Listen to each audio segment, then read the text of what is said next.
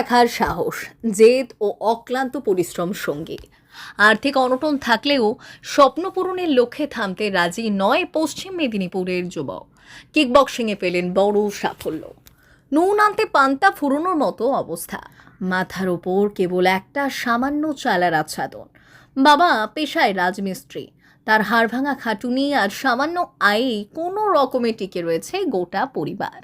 কিন্তু দারিদ্র্যের এই চোখ রাঙানি দমিয়ে রাখতে পারেনি পশ্চিম মেদিনীপুর জেলার বেলদার সবুজপল্লী এলাকার যুবক দুর্গেশ বিশ্বাসকে। প্রতিদিনের চরম অভাবকে আক্ষরিক অর্থেই রিংয়ে নকআউট করে সম্প্রতি স্টেট কিকবক্সিং চ্যাম্পিয়নশিপে সোনা জিতেছেন এই কলেজ পড়ুয়া। ছোটবেলা থেকেই লড়াইয়ের অপর নাম তার জীবন।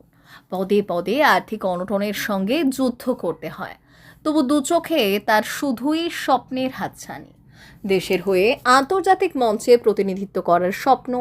কিকবক্সিংয়ের মতো একটি অত্যন্ত শারীরিক ক্ষমতা সম্পন্ন ও ঝুঁকিপূর্ণ খেলাকে বেছে নিলেও দুর্গেশের চোখে মুখে ভয় নেই, রয়েছে শুধুই জেদ আর অদম্য সাহসের ছাপ। বিদেশের মাটিতে দেশের মুখ উজ্জ্বল করার স্থির লক্ষ্য নিয়েই প্রতিদিন কঠোর অনুশীলনে ঘাম ঝরান তিনি। দীর্ঘদিন ধরে কোচ সুদীপ ভৌমিকের কড়া তত্ত্বাবধানে কিকবক্সিংয়ের পাঠ নিচ্ছেন দুর্গেশ। শুধু রাজ্য নয়, এর আগেও একাধিকবার জাতীয় স্তরে পদক জিতে নিজের অসাধারণ প্রতিভার প্রমাণ দিয়েছেন তিনি। বর্তমানে তিনি বেলদা অ্যাথলেটিক ক্লাবের অধীনে নিজের প্রস্তুতি চালিয়ে যাচ্ছেন। পড়াশোনার পাশাপাশি চরম আর্থিক প্রতিকূলতার মধ্যেও প্রতিদিন নিয়ম করে চলে তার কঠোর অনুশীলন। লক্ষ্য স্থির থাকায় রুটিন থেকে এক চুলও সরেন না এই তরুণ। সম্প্রতি কলকাতার খিদিরপুরে আয়োজিত হয়েছিল স্টেট কিকবক্সিং চ্যাম্পিয়নশিপ। সেখানেই সারা রাজ্যের প্রতিযোগীদের পেছনে ফেলে নিজের বিভাগের সেরা হয়ে সোনার পদক ছিনিয়ে নিয়েছেন দুর্গেশ।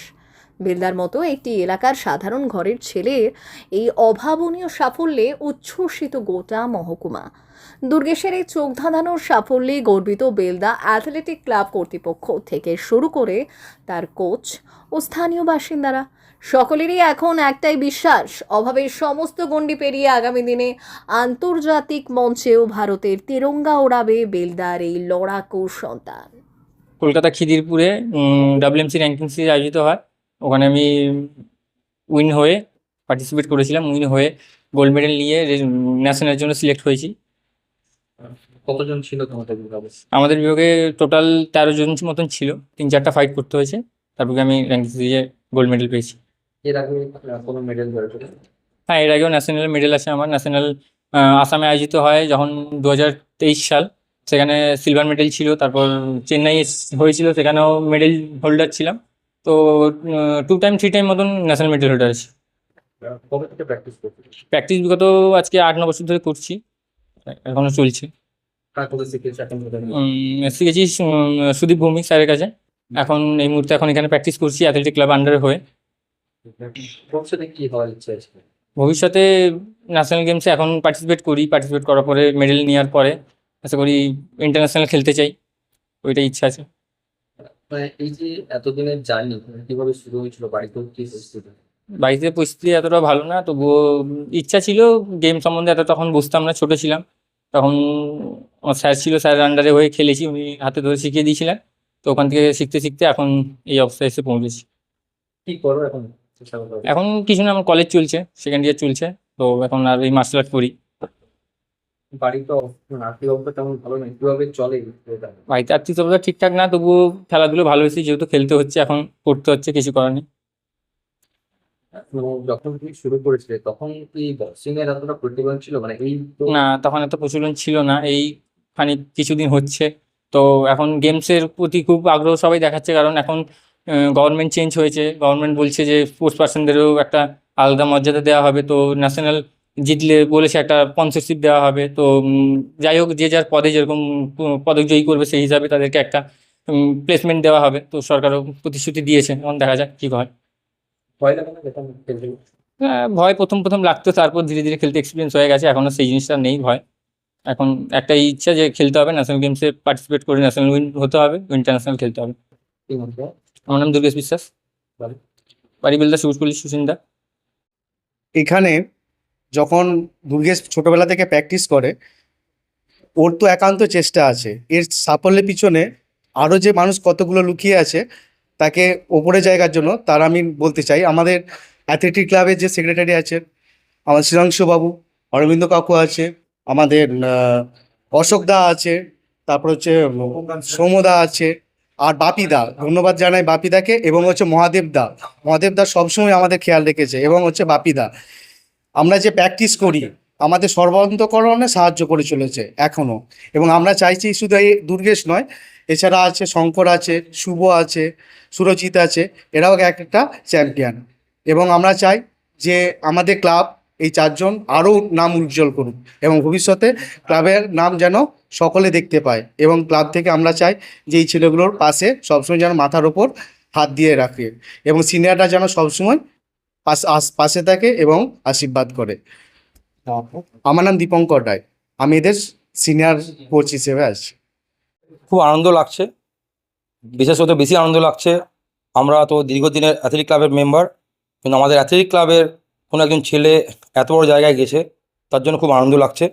এবং আমি বলে নিই, যত রকমের সাহায্য লাগবে আমাদের অ্যাথলেটিক ক্লাব সাহায্য করবে। এর আগেও বলে নিই, এর আগে আমাদের বেঙ্গল চ্যাম্পিয়নও ছিল বাপি ঘোড়াই বলে, যিনি আমাদের ক্লাবে দেখতেন, বাপি ঘোড়াও বেঙ্গল চ্যাম্পিয়ন ছিলেন, উনিও আমাদের ক্লাবের নাম উজ্জ্বল করেছেন, ওই ছেলেটাও করেছে। আমরা সর্বদা সঙ্গে থাকবো। যে মারমুখী খেলা, সেক্ষেত্রেও তো ওর একটা বিপদের ঝুঁকি থাকে। সব রকম তো গেম মানেই মারমুখী থাকবেই, সব রকম প্রতিকূল পরিস্থিতি আসবে, সেটাকে ওভারকাম করেই আমাকে ওদেরকে এগাতে হবে। সব জিনিসেই একটা চাপ থাকে।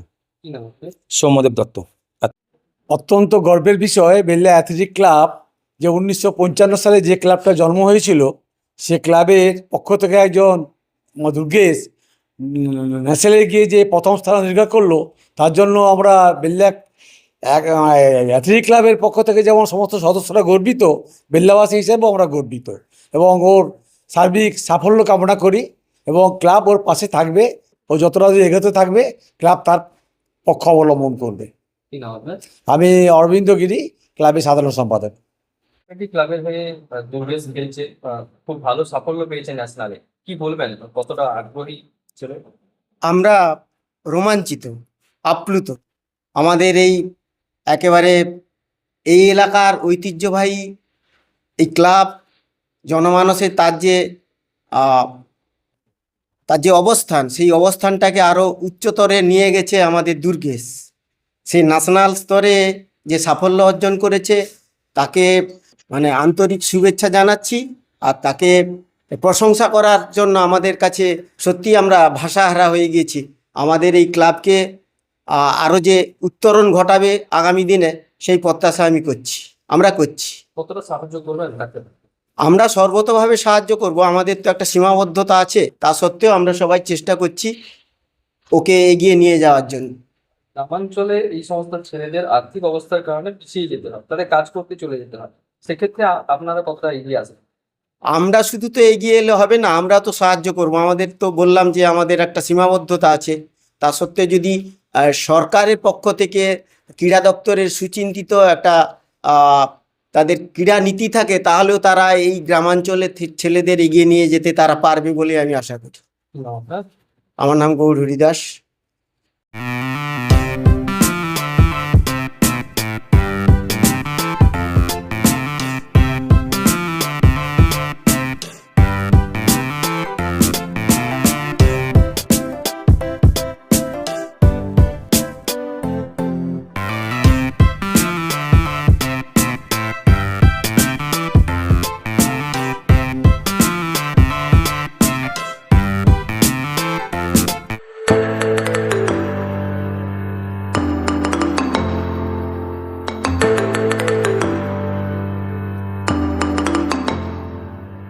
জিও বিপি নিয়ে এলো দারুণ সুখবর। কম দামে ডিজেল ও পেট্রোল ভরুন, আর সাধারণ ডিজেল ও পেট্রোলের থেকে অতিরিক্ত মাইলেজ পান।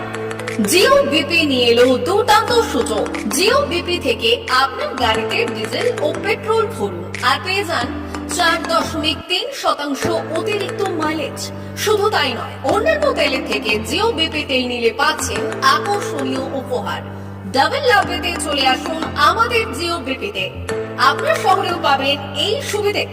আমাদের ঠিকানা Belda fuel service station, dealer Reliance BP mobility limited, Jadabchak, Belda, পশ্চিম মেদিনীপুর। গাড়িতে ডিজেল ও পেট্রোল ভরুন, সঙ্গে সঙ্গে পেয়ে যান ডবল অফার। অফার পেতে চলে আসুন আমাদের ফুয়েল স্টেশনে। প্রোপাইটার যুগল কিশোর দাস। যোগাযোগ নম্বর 7585809968।